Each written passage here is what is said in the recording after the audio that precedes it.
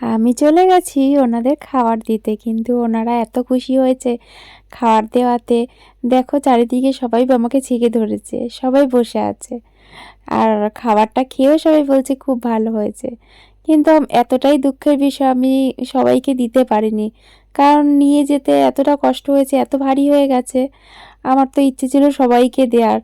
Next time যখন যাব আমি সবার জন্য নিয়ে যাব। হ্যাঁ, কিন্তু ওরা সবাই বলছে যে যা যাই দিয়েছি মানে খুব প্রশংসাই করেছে, খুব ভালোই বলেছে। আর দেখো আমার আশেপাশে কত লোক, ঠিক আছে, আমি তো অবাক হয়ে গেছি, এত লোক। যাই হোক, যেরকম পেরেছি সবাইকে দেওয়ার চেষ্টা করেছি, কিন্তু তারপরেও একটু কম হয়ে গেছে। এখন কি করব। যাই হোক, আমার তো ওদের মানে খাবার দিতে গিয়ে এত আনন্দ লাগছে, কি বলবো।